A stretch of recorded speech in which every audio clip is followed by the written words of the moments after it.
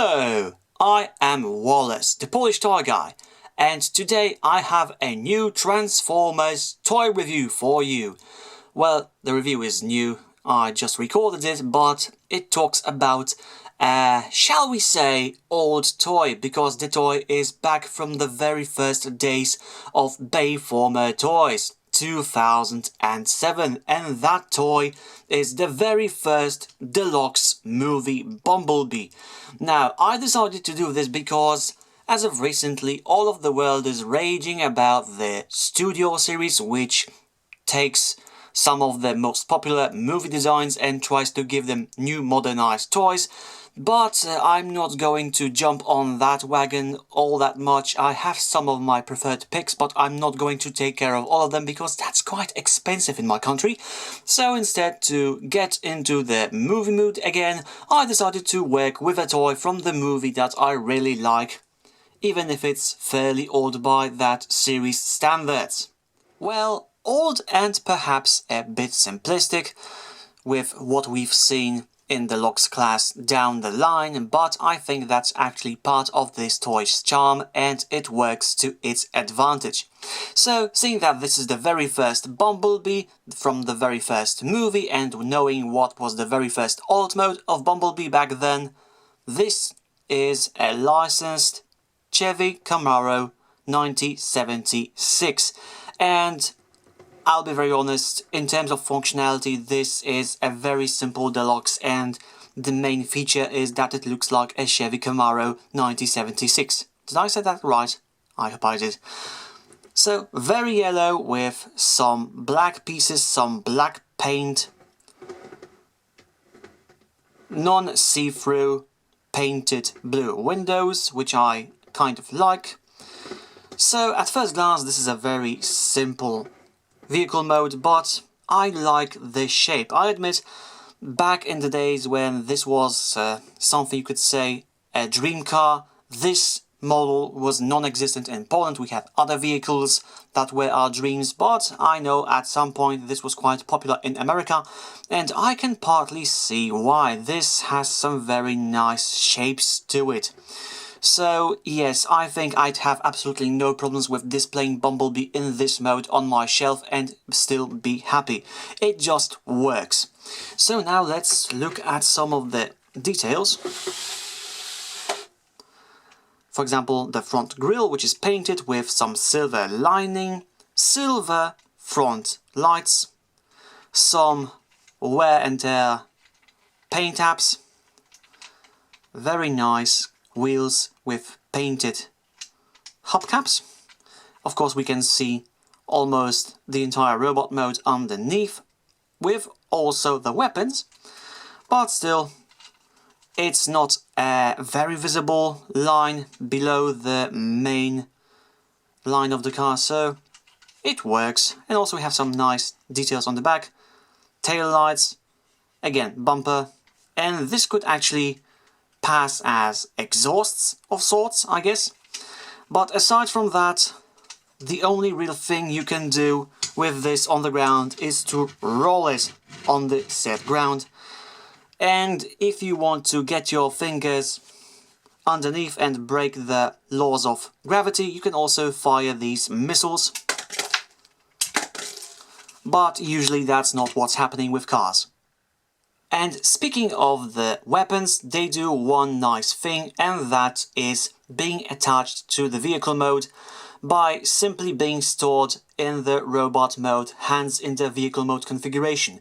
Few Transformers do this the way I like, but this way you can transform Bumblebee so that he goes into robot mode ready for action with weapons in hands, and this is a feature I really like.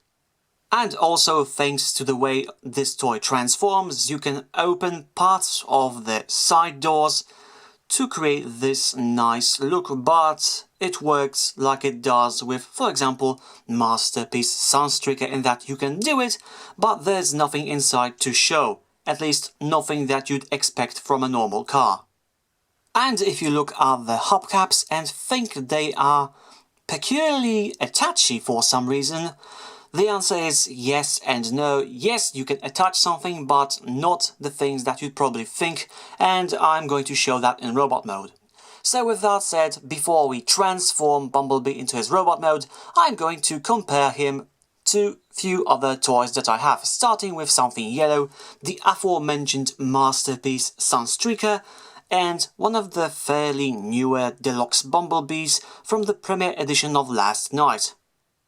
And for some other cars, here we have Power of the Primes Legends Class Tailgate, the only movie Optimus Prime I currently have in vehicle mode, the Dark of the Moon Deluxe version, and just because I recently really like this toy, here's also Generation Toy Op X. And with all of that said and done, it's time to transform Bumblebee into his robot mode. And I might just make a separate video for how to transform him back into this mode. We shall see. For now, let's see if I'll be able to keep the weapons attached to his hands all throughout the way to robot mode. And to step on this road, we first have to get our hands on the top of the door and pry them open. Now we can get our hands somewhere around here to push out the arms, so that this panel will go out. This will make it easier to detach this bit that connects here, and again this is slightly more tricky because I'm bent on keeping this on, but we shall see again. So we just unplug it here, and as you can see the weapons also tab together in this mode. So now we can take this out of the way. At least for now. We can now also bend the back of the car so that it detaches from the front windshield, and we can also split apart the rear part, which will become the legs. And I think it's going to be easier if we just take care of the front first, and this is the automatic transformation or automorph feature of this toy, which is also quite infamous for being a toy breaker depending on the piece you received. Now, you see, you have to push this small button to transform this. It will go down, expand a bit, and sometimes if you are too eager to push it and the mechanism is worn out or badly designed on your particular piece, this may end up in destroying this bit and ruining your toy, but in my case this has never happened, and I think my Bumblebee is safe. So let's press this. Yes, and this happened, so let's go all the way down. So as you can see, this moved forward, this moved partly over here, partly exposed the head, but before we do anything else we have to get our hands on the front wheels, which also attach the shoulders, push them out of the way, and first we have to push this out of the way of the arms, so we raise this whole section that will become the wings and the back, and with that into position, it's not a click but it will go into its robot mode position. We can now pin the front wheels on these small tabs over here and over here to set them in place. Like that. This will allow the chest to collapse fully and us to take the head and put it into robot mode position. You don't have to spin it around, but I think it looks better in robot mode and vehicle mode if you just do it for the transformation.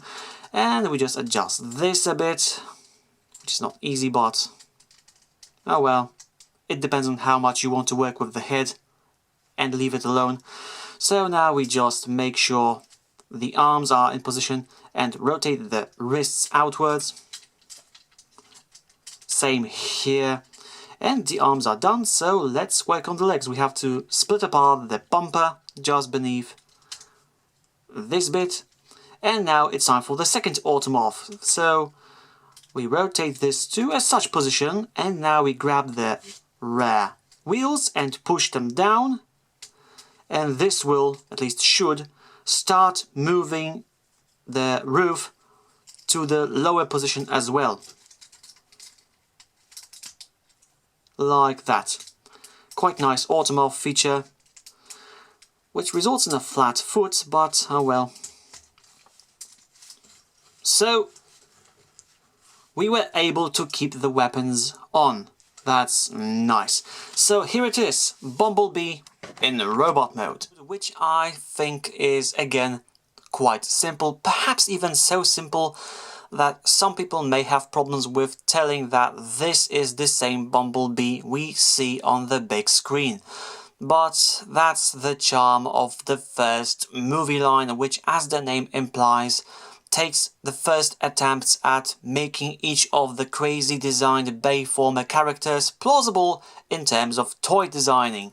So if it works and they somehow manage to make the toy match the screen design, that's great. If not, again, first try, you can forgive them, especially if the toy is still quite a fun toy. And in this case, I think it's actually what happens. It's, like I said, not a very Bumblebee looking toy, but still a fun toy, even if I do have some gripes with it. But one of the gripes that I don't have with this toy is that it's fairly clean, and aside from the door wings and the panels on the back of the legs, it's quite clean, and you don't see too much of junk that would either make the toy look messy or hinder any movement.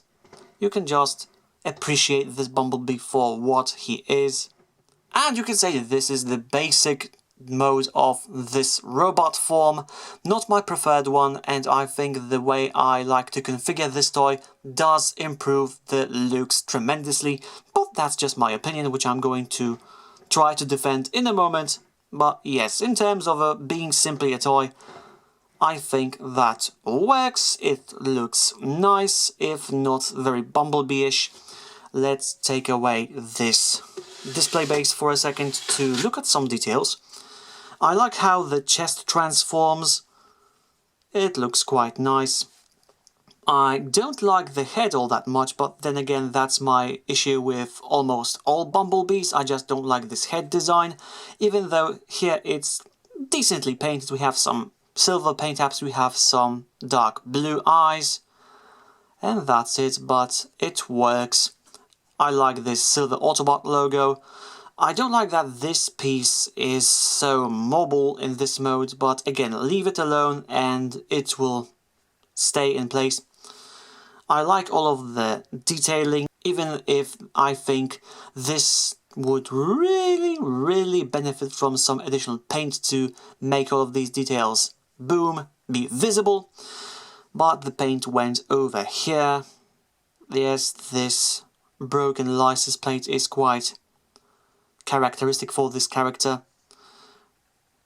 More blue, more yellow. I admit the legs are kind of simply ugly, with a flat foot, thanks to the transformation. But at least they make the toy very stable in this mode, and I really appreciate that, and I think it's a fair trade-off. And the posability is, I'd say, quite standard for Deluxe class toys of that time.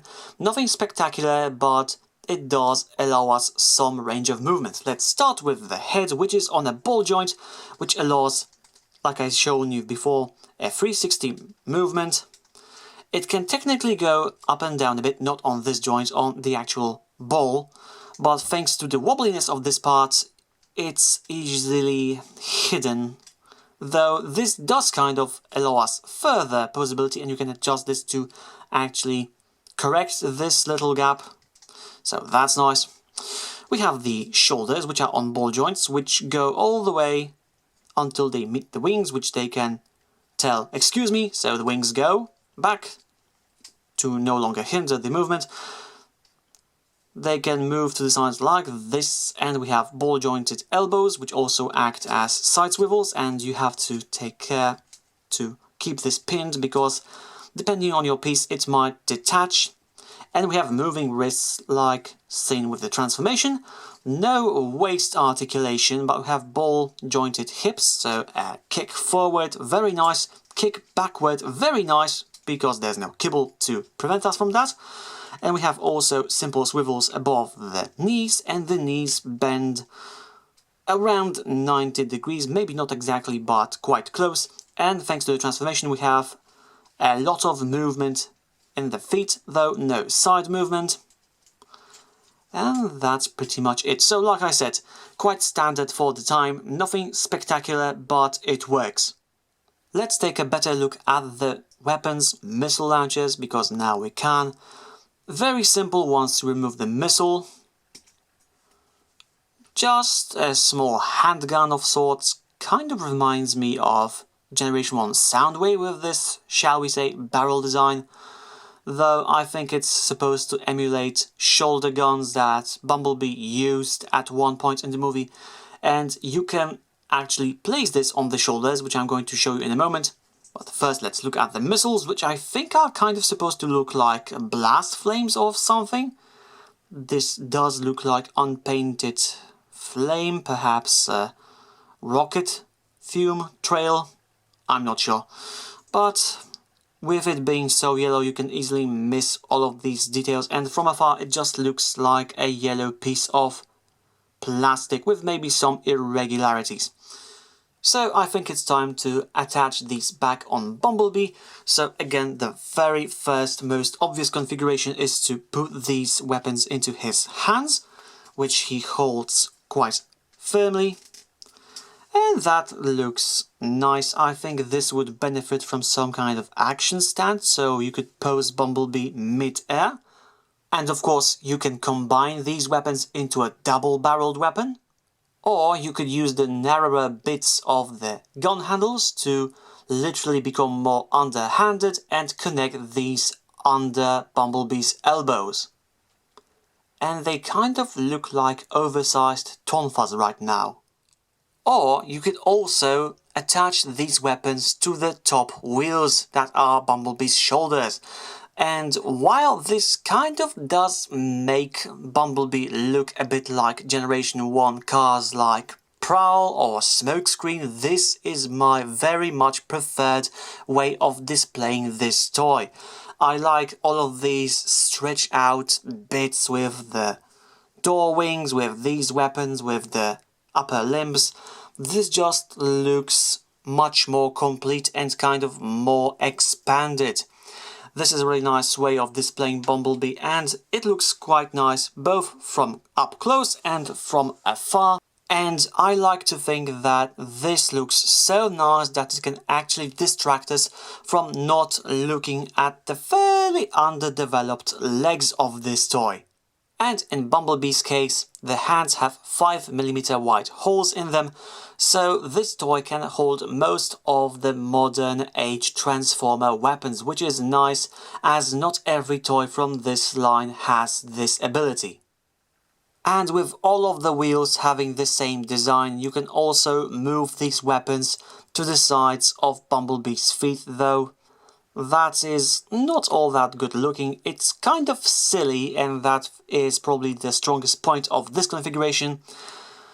But it's just too free spinning to make it work for me, unless you want to have a very simple take on a fidget spinner, but that's not something I like, so thank you, no.